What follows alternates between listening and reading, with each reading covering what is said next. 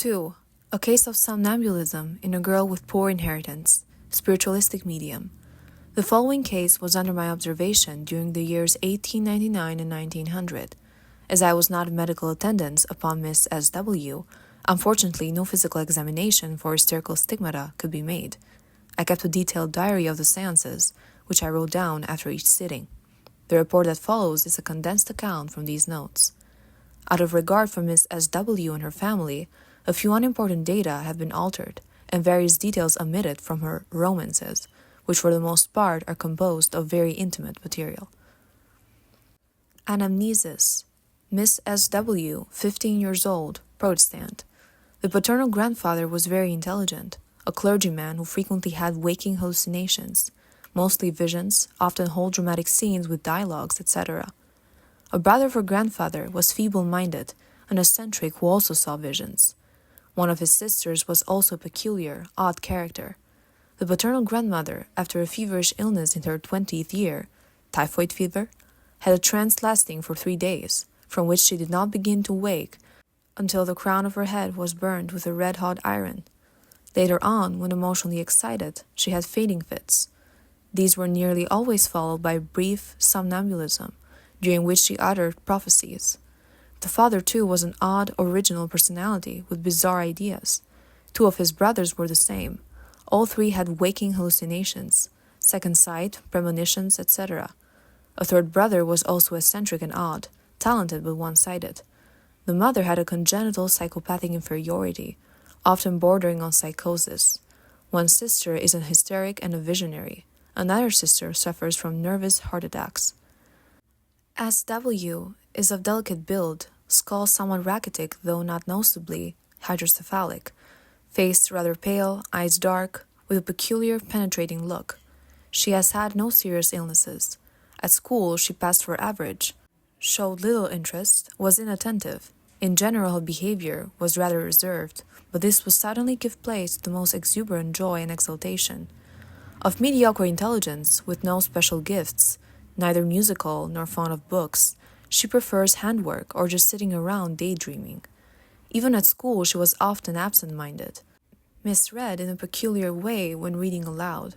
For instance, instead of the word Ziege, goat, she would say Geis, and instead of Treppe, stairs, she would say Stege. This happened so often that her brothers and sisters used to laugh at her. Otherwise, there were no abnormalities to be noticed about S.W., and especially no serious hysterical symptoms. Her family were all artisans and business people with very limited interests. Books of a mystical nature were never allowed in the family. Her education was deficient, apart from the fact that there were many brothers and sisters, all given a very casual education. The children suffered a great deal from the inconsequent, vulgar, and often brutal treatment they received from their mother. The father, a very preoccupied businessman, could not devote much time to his children and died when S.W. was still adolescent. In these distressing circumstances, it is no wonder that she felt shut in and unhappy. She was often afraid to go home and preferred to be anywhere rather than there. Hence, she left a great deal with her playmates and grew up without much polish. Her educational level was accordingly pretty low, and her interests were correspondingly limited. Her knowledge of literature was likewise very limited. She knew the usual poems of Schiller and Goethe and a few other poets learned by heart at school, some snatches from a songbook and fragments of the Psalms. Newspaper and magazine stories probably represented the upper limit in prose. Up to the time of her somnambulism, she had never read anything of a more cultured nature. Somnambulistic states. At home and from friends, she heard about table turning and began to take an interest in it. She asked to be allowed to take part in such experiments, and her desire was soon gratified. In July 1899, she did some table turning several times in the family circle, with friends, but as a joke. It was then discovered that she was an excellent medium. Communications of a serious nature arrived and were received amid general astonishment. Their pastoral tone was surprising. The spirit gave himself out to be the grandfather of the medium. As I was acquainted with the family, I was able to take part in these experiments. At the beginning of August 1899, I witnessed the first attacks of somnambulism. Their course was usually as follows. SW grew very pale, slowly sank to the ground or into a chair, closed her eyes, became cataleptic, drew several deep breaths, and began to speak. At this stage, she was generally quite relaxed. The eyelid reflexes remained normal, and so did tactile sensibility. She was sensitive to unexpected touches and easily frightened, especially in the initial stage. She did not react when called by name. In her somnambulistic dialogues, she copied in a remarkably clever way her dead relatives and acquaintances, with all their foibles, so that she made a lasting impression even on persons not easily influenced. She could also hit off people whom she knew only from hearsay, doing it so well that none of the spectators could deny at least considerable talent as an actress. Gradually, gestures began to accompany the words, and these finally led up to attitudes passionnelles and whole dramatic scenes. She flung herself into postures of prayer and rapture, with staring eyes, and spoke with impassioned and glowing rhetoric. On these occasions, she made exclusive use of literary German, which she spoke with perfect ease and assurance, in complete contrast to her usual uncertain and embarrassed manner in the waking state. Her movements were free and of a noble grace, mirroring most beautifully her changing emotions. At this stage, her behavior during the attacks was irregular and extraordinarily varied. Now she would lie for 10 minutes to 2 hours on the sofa or on the floor, motionless, with closed eyes. Now she assumed a half-sitting posture and spoke with altered voice and diction. Now she was in constant movement, going through every possible pantomimic gesture. The content of her speeches was equally variable and irregular. Sometimes she spoke in the first person, but never for long, and then only to prophesy her next attack. Sometimes, and this was the most usual, she spoke of herself in the third person. She then acted some other person, either a dead acquaintance or somebody she had invented, whose part she carried out consistently, according to the characteristics she herself conceived. The ecstasy was generally followed by a cataleptic stage, with flexibilitas seria, which gradually passed over into the waking state. An almost constant feature was a sudden pallor, which gave her face a waxen, anemic hue that was positively frightening. This sometimes occurred right at the beginning of the attack, but often in the second half only. Her pulse was then low but regular and of normal frequency, the breathing gentle, shallow, often barely perceptible. As we have already remarked, SW frequently predicted her attacks beforehand. Just before the attacks, she had strange sensations, became excited, rather anxious, and occasionally expressed thoughts of death, saying that she would probably die in one of these attacks, that her soul only hung onto a body by a very thin thread, so that her body could scarcely go on living. On one occasion after the cataleptic stage, tachypnea was observed, lasting for 2 minutes with a respiration of 100 per minute. At first, the attacks occurred spontaneously, but later SW could induce them by sitting in a dark corner and covering her face with her hands. But often the experiment did not succeed, as she had what she called good and bad days. The question of amnesia after the attacks is unfortunately very unclear. This much is certain, that after each attack she was perfectly oriented about the specific experiences she had undergone in the rapture. It is, however, uncertain how much she remembered of the conversations for which she served as a medium, and of changes in her surroundings during the attack. It often looked as if she did have a vague recollection, for often she would ask immediately on waking, "Who was there? Was an X or Y there? What did he say?" She also showed that she was superficially aware of the content of the conversations. She often remarked that the spirits told her before waking what they had said, but frequently this was not the case at all. If at her request someone repeated the trance speeches to her, she was very often indignant about them, and would be sad and depressed for hours on end, especially if any unpleasant indiscretions had occurred. She would rail against the spirits and assert that next time she would ask her guide to keep such spirits away from her. Her indignation was not faked, for in the waking state she could barely control herself and her effects, so that any change of the mood was immediately reflected in her face. At times she seemed barely, if at all, aware of what went on around her during the attack. She seldom noticed when anyone left the room or came into it. Once she forbade me to enter the room when she was expecting special communications which she wished to keep secret from me. I went in, nevertheless, sat down with 3 other sitters, and listened to everything.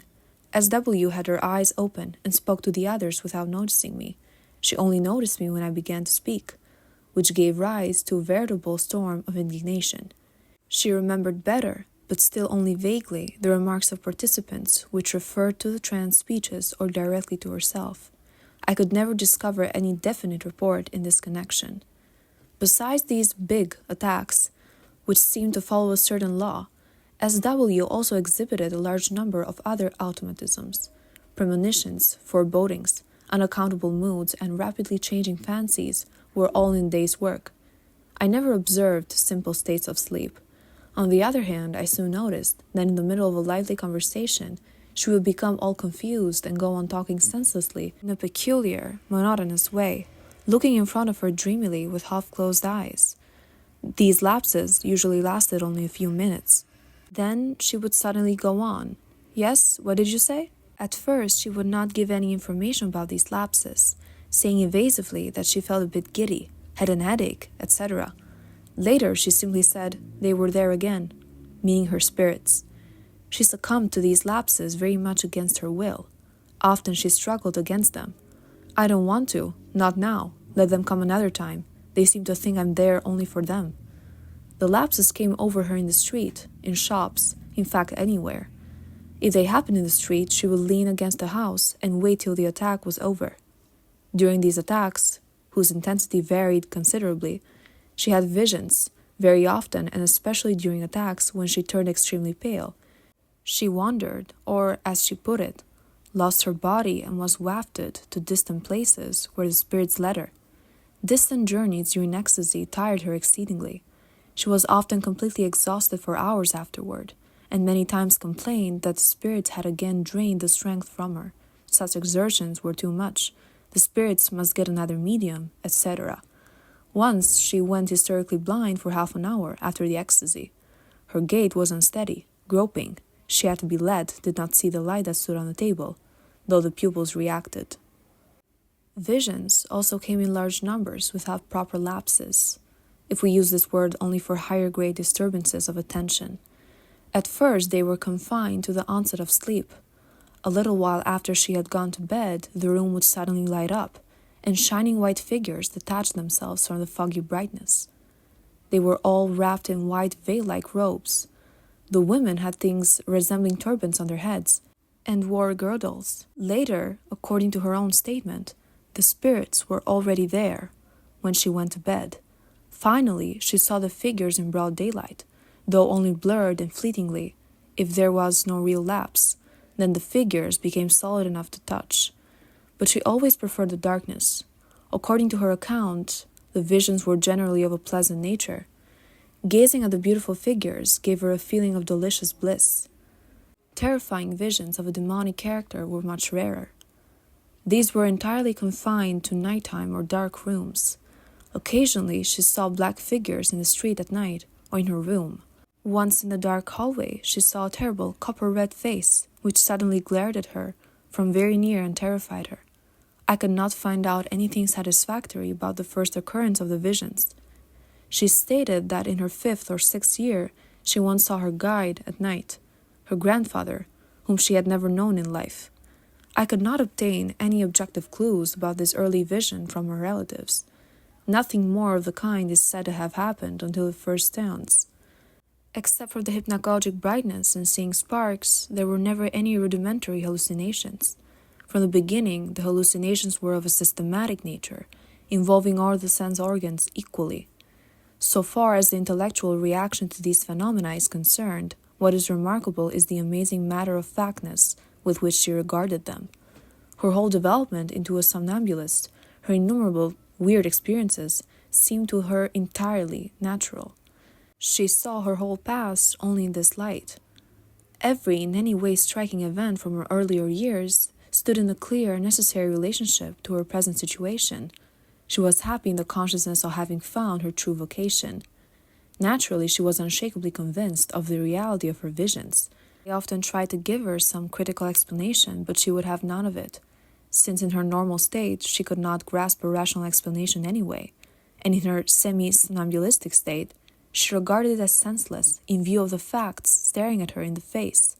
She once said, "I do not know if what the spirits say or teach me is true, nor do I know if they really are the people they call themselves, but that my spirits exist is beyond question. I see them before me, I can touch them.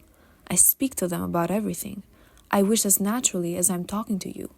They must be real." She absolutely would not listen to the idea that the manifestations were a kind of illness.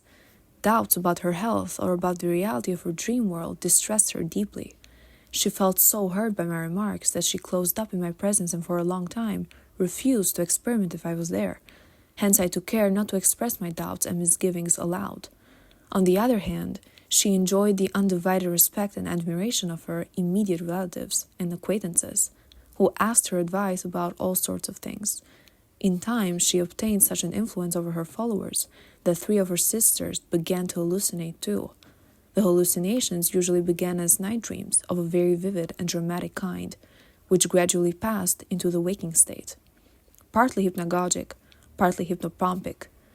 A married sister in particular had extraordinarily vivid dreams that developed logically from night to night and finally appeared in her waking consciousness, first as indistinct delusions and then as real hallucinations, but they never reached the plastic clearness of SW's visions.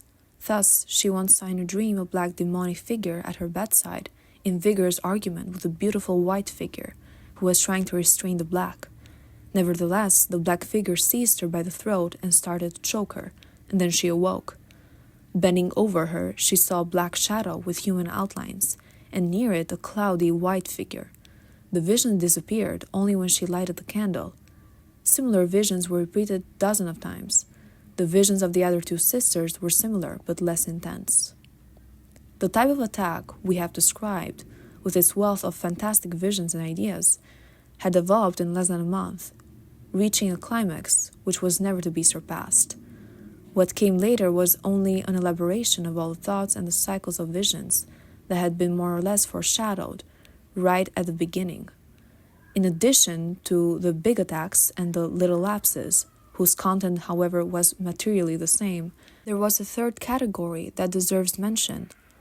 These were the semi-somnambulistic states. They occurred at the beginning or end of the big attacks, but also independently of them. They developed slowly in the course of the first month. It is not possible to give a more precise date for their appearance. What was especially noticeable in this state was the rigid expression of the face, the shining eyes, and a certain dignity and stateliness of movement. In this condition, SW was herself, or rather her somnambulist ego. She was fully oriented to the external world, but seemed to have one foot in her dream world. She saw and heard her spirits, saw how they walked around the room among those present, standing now by one person and now by another. She had a clear memory of her visions, of her journeys, and the instructions she received. She spoke quietly, clearly and firmly, and was always in a serious, almost solemn mood.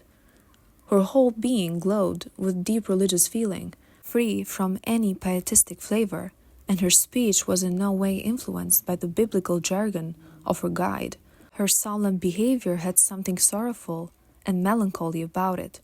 She was painfully conscious of the great difference between her nocturnal ideal world and the crude reality of the day. This state was in sharp contrast to her waking existence. In it there was no trace of that unstable and inharmonious creature, of that brittle, nervous temperament which was so characteristic of her usual behavior. Speaking with her, you had the impression of speaking with a much older person, who through numerous experiences had arrived at a state of calm composure. It was in this state that she achieved her best results, whereas her romances corresponded more closely to her waking interests.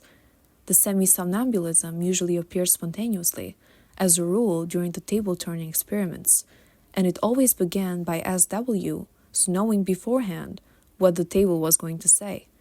She would then stop table-turning, and then after a sharp pause, she would pass suddenly into an ecstasy. She proved to be very sensitive.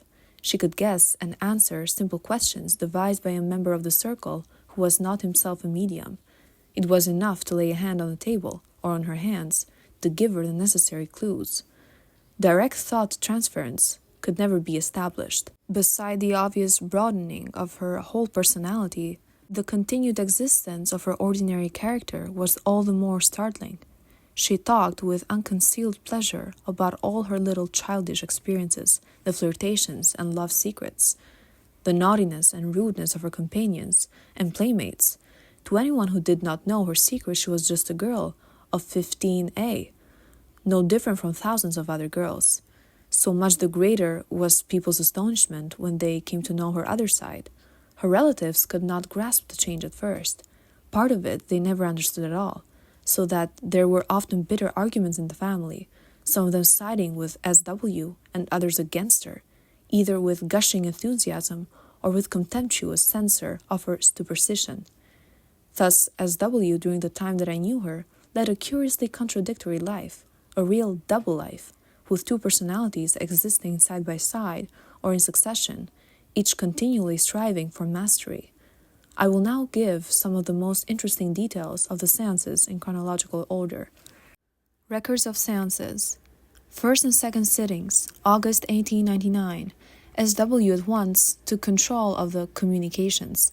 The psychograph, for which an overturned tumbler was used, the two fingers of the right hand being placed upon it, moved with lightning speed from letter to letter. Slips of paper, marked with letters and numbers, had been arranged in a circle around the glass. It was communicated that the medium's grandfather was present and would speak to us. There now followed numerous communications in quick succession, mostly of an edifying religious character, partly in properly formed words and partly with the letter transposed or in reversed order. These latter words and sentences were often produced so rapidly that one could not follow the meaning and only discovered it afterwards by reversing the letters. Once, the messages were interrupted in brusque fashion by a new communication announcing the presence of the writer's grandfather. Someone remarked jokingly, "Evidently, the two spirits don't get on very well together." Darkness came on during the experiment. Suddenly, SW became very agitated, jumped up nervously, fell on her knees and cried, there, don't you see that light, that star there?" She grew more and more excited and called for a lamp in terror. She was pale, wept, said she felt queer, did not know what was the matter with her. When a lamp was brought, she quieted down. The experiments were suspended. At the next sitting, which took place 2 days later, also in the evening, similar communications were obtained from SW's grandfather. When darkness fell, she suddenly lay back on the sofa, grew pale, closed her eyes to a slit, and lay there motionless. The eyeballs were turned upwards, the eyelid reflex was present, also tactile sensibility. Respiration gentle, almost imperceptible. Pulse low and feeble. This condition lasted about half an hour, whereupon she suddenly got up with a sigh. The extreme pallor of the face, which had lasted all through the attack, now gave way to her usual rosy color. She was somewhat confused and embarrassed, said she had seen all sorts of things, but would tell nothing. Only after insistent questioning would she admit that in a peculiar waking condition she had seen her grandfather arm in arm with my grandfather. Then they suddenly drove past, sitting side by side in an open carriage. Third sitting. In this, which took place a few days later, there was a similar attack of more than half an hour's duration. SW afterwards told of many white transfigured forms, who each gave her a flower's special symbolic significance. Most of them were dead relatives. Concerning the details of their talk, she maintained an obstinate silence. Fourth sitting. After SW had passed into the somnambulistic state, she began to make peculiar movements with her lips, emitting at the same time gulping and gurgling noises. Then she whispered something unintelligible very softly. When this had gone on for some minutes, she suddenly began speaking in an altered, deep tone of voice. She spoke of herself in the third person. "She is not here, she has gone away." There now followed several sentences in a religious vein. From their content and language, one could see that she was imitating her grandfather, who had been a clergyman. The gist of the talk did not rise above the mental level of the communications. The tone of voice had something artificial and forced about it, and only became natural when in due course it grew more like the medium's own. In later sittings, the voice only altered for a few moments when a new spirit manifested itself. Afterwards, she had no remembrance of the trance conversation. She gave hints about a sojourn in the other world and spoke of the unimaginable blessedness she felt. It should be noted that during the attack, her talk was absolutely spontaneous and not prompted by any suggestions. Immediately after this sitting, S.W. became acquainted with Justinus Kerner's book Die Seherin from Prevorst, so thereupon began to magnetize herself towards the end of the attacks, partly by means of regular passives, partly by strange circles and figures of 8, which she executed symmetrically with both arms at once. She did this, she said, to dispel the severe headaches that came after the attacks. In other august sittings, not detailed here, the grandfather was joined by numerous kindred spirits who did not produce anything very remarkable. Each time a new spirit appeared, the movements of the glass altered in a startling way. It ran along the row of letters, knocking against some of them, but no sense could be made of it. The spelling was very uncertain and arbitrary, and the first sentences were often incomplete or broken up into meaningless jumbles of letters. In most cases, fluent writing suddenly began at this point. Sometimes automatic writing was attempted in complete darkness. The movements began with violent jerkings of the whole arm, so that the pencil went right through the paper. The first attempt consisted of numerous strokes and zigzag lines about 8 centimeters high. Further attempts first produced illegible words written very large, then the writing gradually grew smaller and more distinct. It was not much different from the median zone. The control spirit was once again the grandfather. Fifth sitting. Somnambulistic attacks in September 1899. S.W. sat on the sofa, leaned back, shut her eyes, breathing lightly and regularly. She gradually became cataleptic. The catalepsy disappeared after about 2 minutes, whereupon she lay there, apparently sleeping quietly, muscles quite relaxed. Suddenly she began talking in a low voice. "No, you take the red, I'll take the white. You can take the green, and you the blue. Are you ready? Let's go." Pause of several minutes, during which her face assumed a corpse-like pallor. Her hands felt cold and were quite bloodless. Suddenly she called out in a loud, sullen voice, "Albert, Albert, Albert," then in a whisper, "Now you speak," followed by a longer pause, during which the pallor on her face reached its highest conceivable intensity. Again, in a loud, sullen voice, "Albert, Albert, don't you believe your father? I tell you, there are many mistakes in Anne's teaching. Think about it." Pause. The pallor decreased. "He's very frightened. He couldn't speak any more." These words in her usual conversational tone. Pause. "He will certainly think about it." She went on speaking in the same conversational tone, but in a strange idiom that sounded like French and Italian mixed, recalling now one and now the other. She spoke fluently, rapidly, and with charm. It was possible to make out a few words, but not to memorize them, because the language was so strange. From time to time, certain words recurred, like wina, winis, wenai, wene, etc. The absolute naturalness of the performance was amazing. Now and then she paused as if someone was answering her. Suddenly she said, in German, "Oh dear, is it time already?" in a sad voice. "Must I go? Goodbye, goodbye." At these words, there passed over her face an indescribable expression of ecstatic happiness. She raised her arms, opened her eyes till now closed, and looked upwards radiantly. For a moment she remained in this position, then her arms sank down slackly. Her face became tired and exhausted. After a short cataleptic stage, she woke up with a sigh. "I've slept again, haven't I?" She was told she had been talking in her sleep, whereupon she became wildly annoyed, and her anger increased still more when she learned that she was talking in a foreign language. "But I told the spirits I didn't want to. I can't do it. It tires me too much." Began to cry. "Oh God, must everything come back again like last time? Am I to be spared nothing?" The next day, at the same time, there was another attack.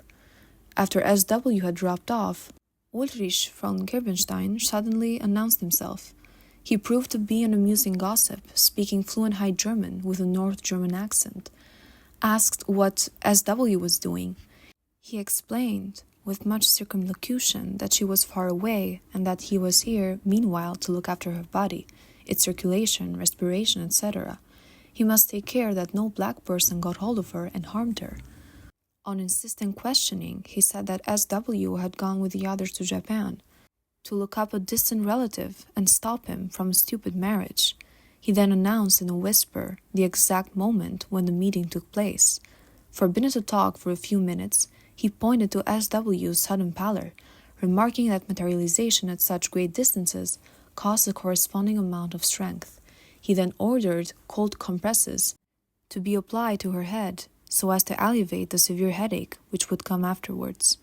With a gradual return of color to her face, the conversation became more animated. There were all sorts of childish jokes and trivialities. Then UVG suddenly said, "I see them coming, but they are still very far off. I see her there like a little star." SW pointed to the north. We naturally asked in astonishment why they were not coming from the east, whereupon UVG laughingly replied, "They come the direct way over the North Pole. I must go now. Goodbye." Immediately afterwards, SW woke with a sigh, in a bad temper, complaining of violent headache. She said she had seen UVG standing by her body. What had he told us? She was furious about the silly chatter. Why couldn't he lay off it for once? Sixth sitting. Began in the usual way. Extreme pallor. Lay stretched out, scarcely breathing. Suddenly she spoke in a loud, solemn voice. "Well then, be frightened. I am. I warn you about N's teaching. Look, in hope there's everything needed for faith. You want to know who I am? God gives where one least expects it. Don't you know me?" Then, unintelligible whispering. After a few minutes, she woke up. Seventh sitting. SW soon fell asleep, stretched out on a sofa. Very pale, said nothing, sighed deeply from time to time, opened her eyes, stood up, sat down on the sofa, bent forward, saying softly, "You had sinned grievously, have fallen far." Bent still further forward as if speaking to someone kneeling in front of her. Stood up, turned to the right, stretched out her hand and pointed to the spot over which she had been bending. "Will you forgive her?" she asked loudly. "Not forgive men, but their spirits. Not she, but her human body has sinned." Then she knelt down, remained for about 10 minutes in an attitude of prayer. Suddenly she got up, looked to heaven with an ecstatic expression, then threw herself on her knees again, her face in her hands, whispering incomprehensible words. Remained motionless in this attitude for several minutes. Then she got up, gazed heavenward again with radiant countenance, and lay down on the sofa, waking soon afterwards. Development of the somnambulistic personalities. At the beginning of many seances, the glass was allowed to move by itself, and this was always followed by the stereotyped invitation, "You must ask a question." Since several convinced spiritualists were attending the seances, there was of course an immediate demand for all manner of spiritualistic marvels, especially for the protecting spirits. At these requests, the names of well-known dead persons were sometimes produced, and sometimes unknown names, such as Berthe de Valoux, Elisabeth von Thier-Felsenburg, Ulrich von Gerbenstein, etc.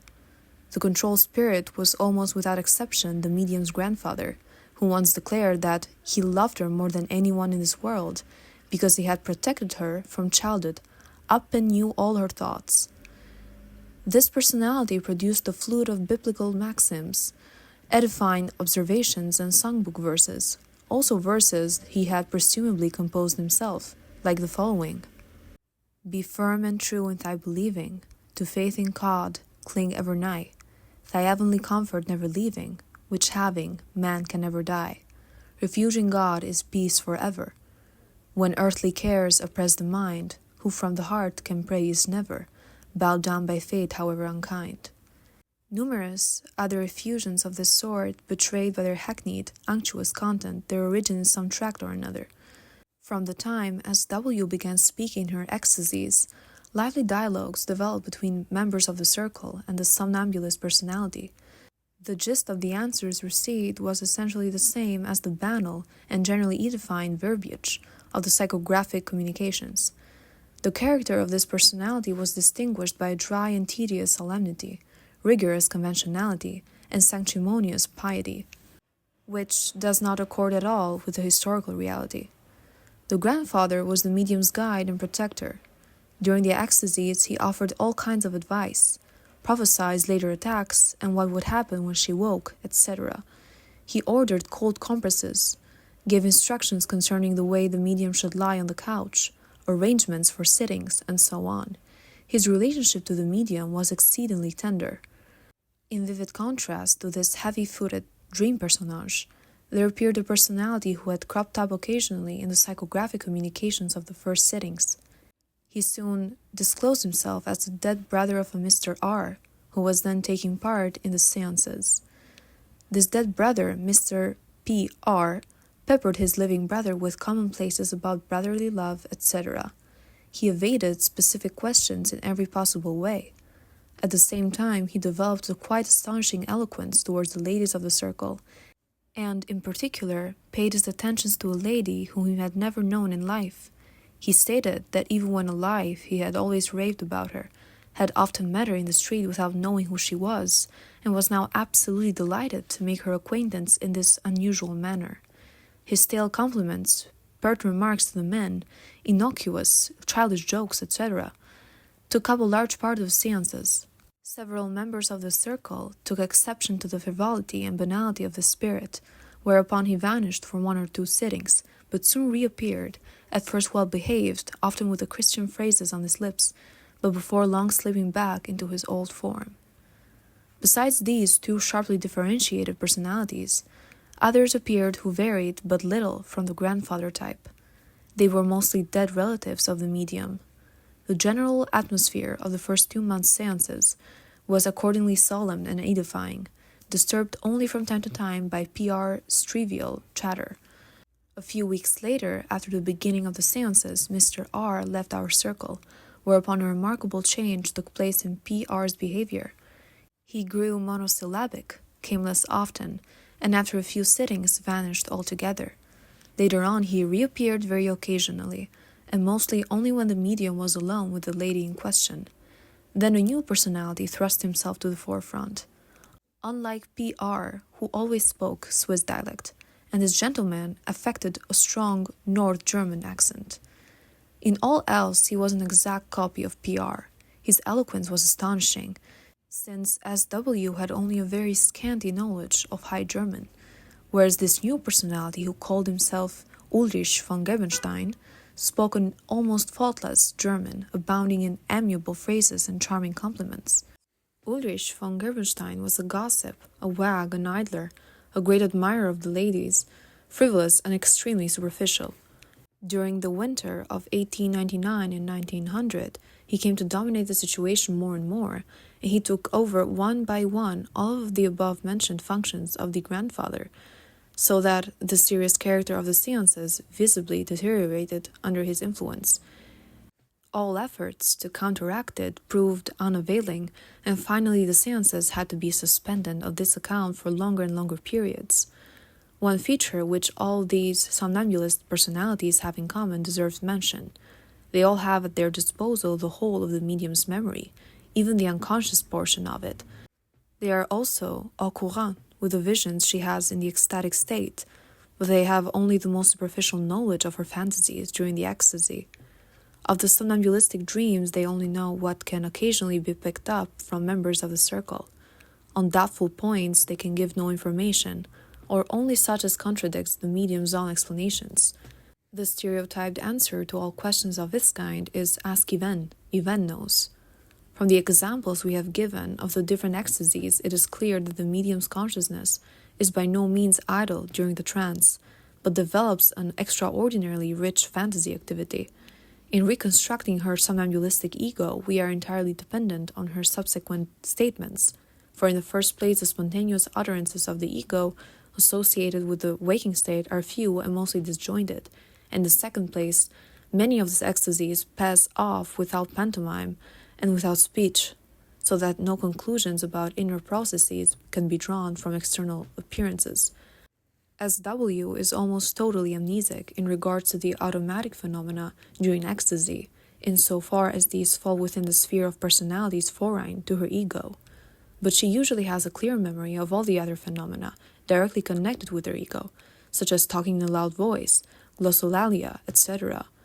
In every instance, there is complete amnesia only in the first few moments after the ecstasy. During the first half hour, when a kind of semi-somnambulism with reveries, hallucinations, etc. is still present, the amnesia gradually disappears and fragmentary memories come up of what has happened, though in a regular and arbitrary fashion. The later seances usually began by our joining hands on the table, whereupon the table immediately started to move. Meanwhile, SW gradually became somnambulistic, took her hands from the table, lay back on the sofa, and fell into ecstatic sleep. She sometimes related her experiences to us afterwards, but was very reticent if strangers were present. Even after the first few ecstasies, she hinted that she played a distinguished role among the spirits. Like all the spirits, she had a special name, and hers was Yven. Her grandfather surrounded her with quite particular care, and in the ecstasy with the flower vision she learned special secrets about what she still maintained the deepest silence. During the seances, when her spirit spoke, she made long journeys, mostly to relatives, whom she visited, or she found herself in the beyond, in that space between the stars which people think is empty, but which really contains countless spirit worlds. In the semi-somnambulistic state that frequently followed her attacks, she once gave a truly poetic description of a landscape in the beyond. A wonderful, moonlit valley that was destined for generations as yet unborn. She described her somnambulistic ego as a personality almost entirely freed from the body, a small but fully grown black-haired woman, of a markedly Jewish type, clothed in white garments, her head wrapped in a turban. As for herself, she understood and spoke the language of the spirits, for the spirits still speak with one another from human habit, although they don't really need to because they can see one another's thoughts. She did not always actually talk with them, she just looked at them and knew what they were thinking. She traveled in the company of 4 or 5 spirits, dead relatives, and visited her living graves and acquaintances in order to investigate their life and way of thinking. She also visited all the places that lay on her ghostly beat. After becoming acquainted with Kerner's book, she, like the clairvoyant, felt it was her destiny to instruct and improve the black spirits who are banished to certain regions or who dwell partly beneath the earth's surface. This activity caused her a good deal of trouble and pain. Both during and after the ecstasies, she complained of suffocating feelings, violent headaches, etc. But every fortnight, on Wednesdays, she was allowed to spend the whole night in the gardens of the beyond, in the company of the blessed spirits. There she received instruction concerning the forces that govern the world and the endlessly complicated relationships between human beings, and also concerning the laws of reincarnation, the star-dwellers, etc. Unfortunately, she expatiated only on the system of world forces and reincarnation, and merely let fall an occasional remark concerning the other subjects. For instance, she once returned from the railway journey in an extremely agitated state. We thought at first that something unpleasant must have happened to her, but finally she pulled herself together and explained that a star-dweller had sat opposite her in the train. From the description she gave of this being, I recognized an elderly merchant I happened to know, who had a rather unsympathetic face. Apropos to this event, she told us all the peculiarities of the star-dwellers. They have no godlike souls, as men have. They pursue no science, no philosophy, but in the technical arts they are far more advanced than we are. Thus, flying machines have long been in existence on Mars. The whole of Mars is covered with canals. The canals are artificial lakes and are used for irrigation. The canals are all flat ditches. The water in them is very shallow. The excavating of the canals caused the Martians no particular trouble, as the soil there is lighter than on Earth. There are no bridges over the canals, but that does not prevent communication, because everybody travels by flying machine. There are no wars on the stars, because no differences of opinion exist. The star-dwellers do not have a human shape, but the most laughable ones imaginable, such as no one could possibly conceive. Human spirits who get permission to travel in the beyond are not allowed to set foot on the stars. Similarly, traveling star-dwellers may not touch down on Earth, but must remain at a distance of some 7 feet above its surface. Should they infringe this law, they remain in the power of the Earth and must take on human bodies, from which they are freed only after their natural death. As human beings, they are cold, hard-hearted, and cruel. SW can recognize them by their peculiar expression, which lacks the spiritual, and by their hairless, eyebrowless, sharply cut faces. Napoleon I was a typical star-dweller. On her journeys, she did not see the places through which she hastened. She had the feeling of floating, and the spirits told her when she was in the right spot. Then, as a rule, she saw only the face and upper part of the person before whom she wished to appear, or whom she wanted to see. She could seldom say in what kind of surroundings she saw this person. Occasionally she saw me, but only my head without any background. She was much occupied with the enchanting of spirits, and for this purpose wrote oracular sayings in a foreign tongue on slips of paper, which she concealed in all sorts of queer places. Especially displeasing to her was the presence in my house of an Italian murderer, whom she called Conventi. She tried several times to cast a spell on him, and without my knowledge concealed several slips of paper about the place, which were later found by accident. One of them had the following message written on it, in a red pencil. Conventi, marsch, quattro govi, i ven. Conventi, go orden, a staff vent. Gen palus, vent alis, tom prost afta bengenalis. Unfortunately, I never managed to get a translation, for in this matter SW was quite unapproachable. Occasionally, the somnambulistic Yvonne spoke directly to the public. She did so in dignified language that sounded slightly precautious, but Yvonne was not boringly unctuous or irrepressibly silly like her two guides. She is a serious, mature person, devout and right-minded, full of womanly tenderness and very modest, who always submits to the opinion of others. There is something soulful and elegiac about her, an air of melancholy resignation. She longs to get out of this world, she returns unwillingly to reality. She bemoans her hard lot, her odious family circumstances. With all this, she is something of a great lady. She orders her spirit about, despises von Gerbenstein's stupid chatter, comforts others, succors those in distress, warns and protects them from dangers to body and soul. She is the channel for the entire intellectual output of all the manifestations, though she herself ascribes this to instruction by the spirits. It is Yvonne who directly controls SW's semi-somnambulistic state.